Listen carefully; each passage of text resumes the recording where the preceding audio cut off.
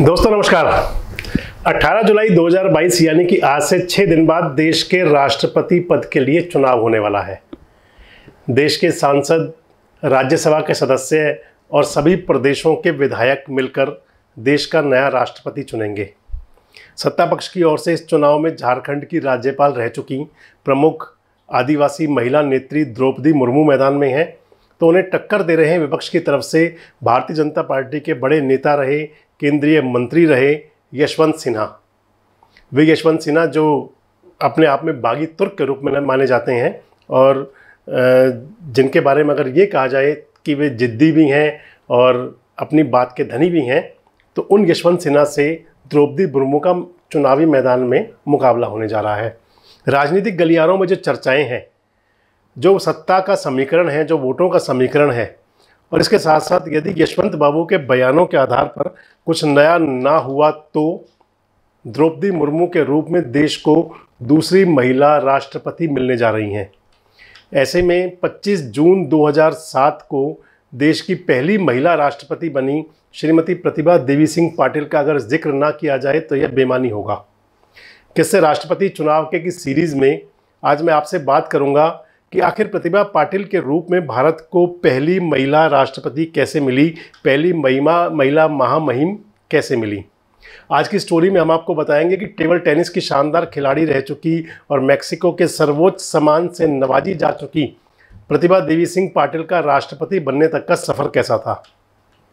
शुरू करेंगे प्रतिभा देवी सिंह पाटिल के राष्ट्रपति बनने से 20 साल पहले से, यानी कि जब वो 2007 में राष्ट्रपति बनी थी 25 जुलाई 2007 को, उससे 20 साल पहले यानी कि 25 जुलाई 1987 मौका था देश के राष्ट्रपति के रूप में आर वेंकट रमन शपथ ले रहे थे। उनके बगल में उस समय के लोकसभा के स्पीकर बलराम जाखड़ मौजूद थे और उनके साथ में थी राज्यसभा की डिप्टी चेयरमैन प्रतिभा देवी सिंह पाटिल। उस समय किसी ने सोचा भी नहीं होगा कि ठीक 20 साल बाद इसी मंच पर श्रीमती प्रतिभा पाटिल राष्ट्रपति के रूप में शपथ ले रही होंगी। शायद 1987 वाले साल में किस्मत ने उनके राष्ट्रपति बनने की कहानी लिख दी थी। आप भी सोच रहे होंगे कि बहुत जल्दी ख़त्म करने चला हूँ क्या। अरे नहीं साहब, ये तो अभी शुरू है। आपको जब बताएंगे वो बहुत लंबा चलने वाला है। एक चीज़ जो गौर करने वाली है वो ये है कि इस बार के राष्ट्रपति पद के लिए होने वाले चुनाव के लिए जो नाम सत्ताधारी एनडीए की तरफ से सामने आया, उसने विपक्ष को भी समर्थन देने के लिए मजबूर कर दिया। आप देख रहे होंगे शिवसेना भी इस समय समर्थन देने के लिए तैयार है। समाजवादी पार्टी दोफाड़ हो चुकी है। सुहेलदेव पार्टी साथ द्रौपदी मुर्मू को समर्थन दे चुकी हैं। इसके साथ साथ द्रौपदी मुर्मू को समर्थन देने के लिए झारखंड मुक्ति मोर्चा भी लगभग तैयार है। शिवसेना में भी उहापोह की स्थिति है, लगभग वहाँ भी तैयारी है। तो ये सब वो दल है। इसके साथ साथ मान लें तो नवीन पटनायक जी की बीजू जनता दल जो एनडीए में सहयोगी नहीं है, लेकिन यहाँ समर्थन देने के लिए वो साथ है। तो दोस्तों, द्रौपदी मुर्मू के नाम चलने से पहले इस बार राष्ट्रपति पद के लिए रक्षा मंत्री ठाकुर राजनाथ सिंह का नाम भी चर्चाओं में था। बीच में वेंकैया नायडू का नाम भी सामने आया था। और इसके बाद जब भारतीय जनता पार्टी की कार्यकारिणी की बैठक हुई तो उसके अंदर खुद प्रधानमंत्री नरेंद्र मोदी ने द्रौपदी मुर्मू के नाम पर मोहर लगाई थी। और यह नाम सामने आते ही कुछ विपक्षी पार्टियों ने भी उन्हें समर्थन देने की बात कही। मैंने आपसे पहले भी बताया। और इस समय देश की कई ऐसी पार्टियां हैं विपक्ष की जो कि उनको समर्थन दे चुकी हैं। आप कहेंगे अब द्रौपदी मुर्मू कहानी बीच में कहाँ से आई। दरअसल ये कहानी इसलिए है कि इसके बताने के पीछे की वजह भी प्रतिभा देवी सिंह पाटिल ही हैं। उस चुनाव में भी कुछ ठीक इसी तरह हुआ था। प्रतिभा पाटिल के राष्ट्रपति पद को लेकर बात करने के लिए हम आपको एक बार पहले उस चुनाव से, यानी कि 2007 के राष्ट्रपति के चुनाव से पहले जो लोकसभा का चुनाव हुआ था 2004 में, वहाँ लेके चलेंगे। आपको ध्यान होगा कि 1999 से 2004 तक देश में भारतीय जनता पार्टी की सरकार थी, एनडीए की सरकार थी अटल बिहारी वाजपेयी जी के नेतृत्व में। और केंद्र में दोबारा सत्ता में आने के लिए अटल बिहारी वाजपेयी जी की सरकार दोबारा आने के लिए जनता के बीच एनडीए फील गुड का नारा लेकर आई थी। आपको ध्यान होगा एल के आडवाणी जी नारा देते थे शाइनिंग इंडिया और फील गुड, ये दो नारे बड़े चले थे। और एनडीए को लगता था कि शायद यह नारे लोगों के बीच जीत की नींव रखेंगे, लेकिन हुआ इसका उलट।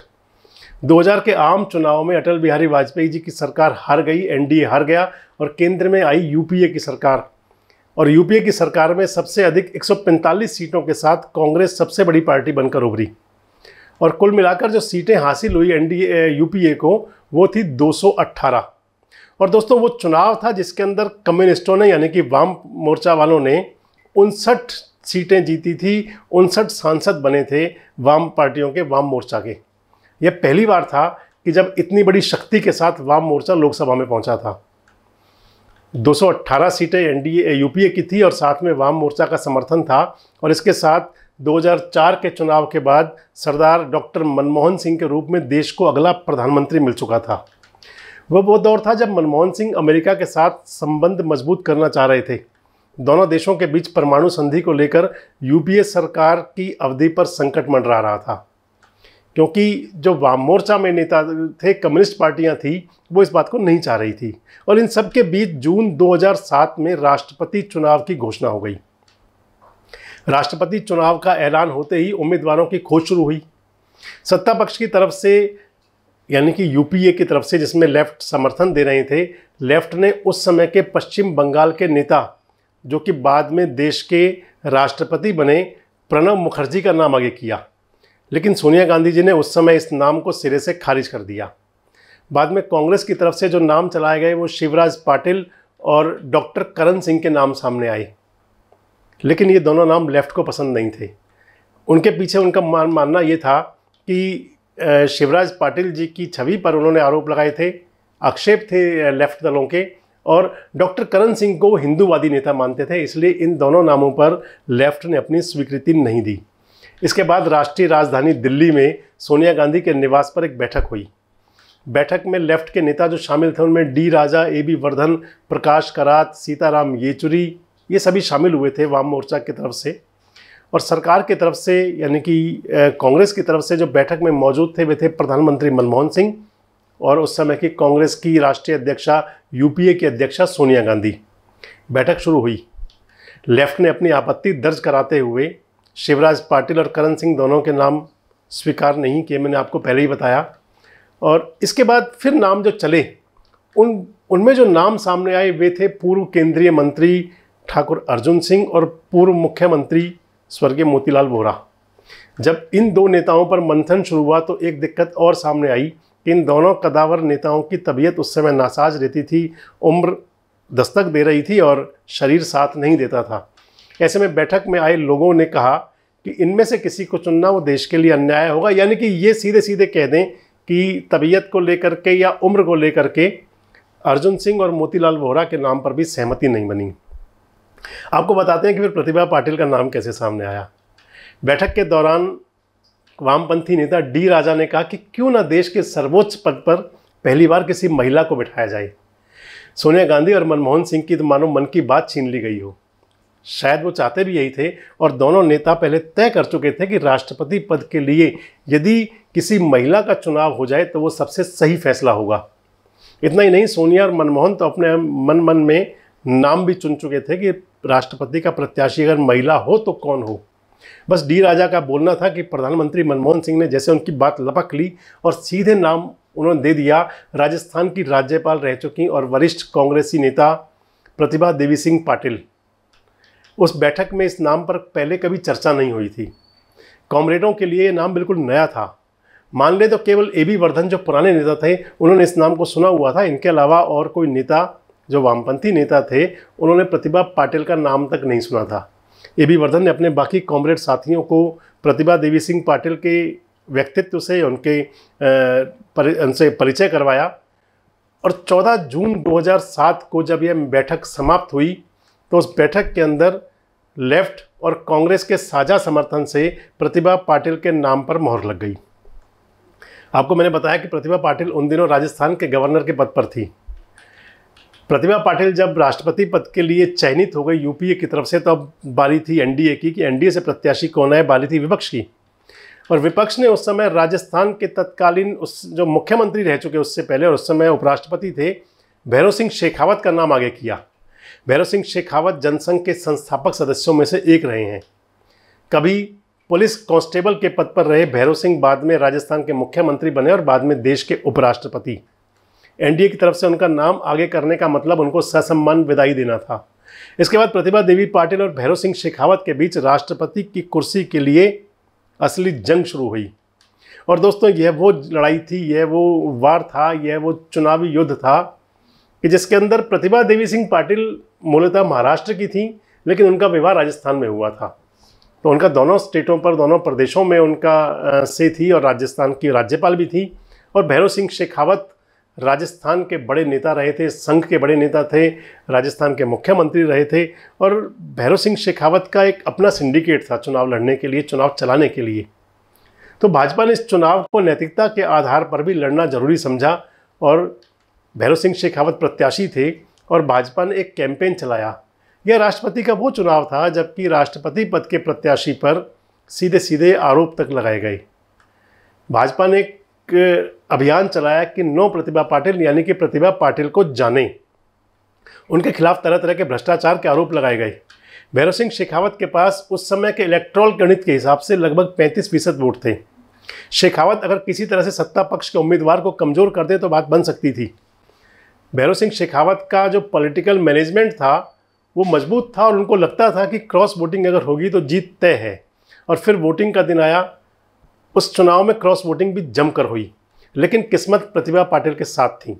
और प्रतिभा देवी सिंह पाटिल को चुनाव जब परिणाम घोषित हुआ तो उनको 6,38,116 वोट मिले और भैरव सिंह शेखावत को मिले 3,31,306 वोट, यानी कि 3 लाख से ज़्यादा वोटों से प्रतिभा पाटिल चुनाव जीती। उस चुनाव में जमकर क्रॉस वोटिंग हुई राजस्थान और महाराष्ट्र में, और वो जो वोटिंग हुई वो प्रतिभा पाटिल के पक्ष में हुई। वो शिवसेना जो कभी भाजपा के साथ गठबंधन में थी वो भी मराठी कार्ड खेलते हुए यूपीए के पक्ष में आई। हमने आपको पहले ही बताया कि इस चुनाव में जो 2022 का चुनाव हो रहा है द्रौपदी मुर्मू और यशवंत सिन्हा के बीच, और जो चुनाव 2007 में हुआ था प्रतिभा देवी सिंह पाटिल और भैरव सिंह शेखावत के बीच, कुछ समानताएं हैं। उस चुनाव के अंदर मराठी कार्ड खेलते हुए शिवसेना ने पूरा समर्थन किया था और इस चुनाव में उड़िया कार्ड के चलते हुए और आदिवासी कार्ड के चलते हुए, जहां झारखंड मुक्ति मोर्चा समर्थन देने को तैयार है, वहीं बीजू जनता दल समर्थन दे चुका है। तो प्रतिभा पाटिल देश की राष्ट्रपति बन गई। आपको बता दें कि स्वयं प्रतिभा पाटिल को भी कभी नहीं पता था कि वह राष्ट्रपति पद बन सकती हैं। और इस पद पर पहुंचने के बाद अगर कोई एक नाम था जिसने प्रतिभा पाटिल को राष्ट्रपति पद तक पहुंचाया, वे थी सोनिया गांधी। और इस तरह से प्रतिभा पाटिल देश की पहली महिला राष्ट्रपति बनी। आपको बताते हैं प्रतिभा पाटिल का जीवन परिचय। उनका जन्म 19 दिसंबर 1934 को जलगांव में हुआ था, महाराष्ट्र के जलगांव में ही प्रारंभिक शिक्षा हुई। मुंबई के गवर्नमेंट कॉलेज से कानून की पढ़ाई की। समर्पित कार्यकर्ता के रूप में उन्होंने अपनी पहचान बनाई। टेनिस खिलाड़ी के रूप में उनका बड़ा नाम था। इसके साथ साथ जो उनका पॉलिटिकल करियर था वो 27 साल की उम्र में ही शुरू हो गया। कांग्रेस की टिकट पर वो इलाहाबाद क्षेत्र से विधानसभा में जीती थी। 1962 से 1985 तक वे 5 बार महाराष्ट्र से विधायक रही थी। महाराष्ट्र प्रदेश कांग्रेस की अध्यक्ष भी रही और 2004 में राजस्थान की राज्यपाल बनी। 2007 में देश की 12वीं राष्ट्रपति के रूप में उन्होंने कार्यभार संभाला। तो दोस्तों ये थी देश की पहली महिला राष्ट्रपति प्रतिभा देवी पाटिल की एक तरह से कहें तो राजनीतिक यात्रा। आने वाले दिनों में आपको हम फिर अवगत कराएंगे कि राष्ट्रपति चुनाव के अंदर किस किस प्रकार की गतिविधियां रहेंगी। कल के कार्यक्रम में आपको बताएंगे कि आखिर राष्ट्रपति भवन का निर्माण कैसे हुआ था, राष्ट्रपति की सुरक्षा में जो सुरक्षा गार्ड होते हैं उनकी क्या भूमिका होती है, और राष्ट्रपति भवन यानी कि जिसको कि रायसीना हिल्स बोलते हैं, उसका देश की आज़ादी से पहले और आज क्या अस्तित्व है, क्या वजूद है और उसके क्या महत्वपूर्ण भूमिकाएं हैं। आज के कार्यक्रम में इतना ही। अगर आपको हमारा कार्यक्रम अच्छा लगा तो इसको हमारे चैनल को सब्सक्राइब करें, हमारी वीडियोस को लाइक करें, शेयर करें और कमेंट बॉक्स में जाकर अपनी टिप्पणी ज़रूर दें। नमस्कार, धन्यवाद।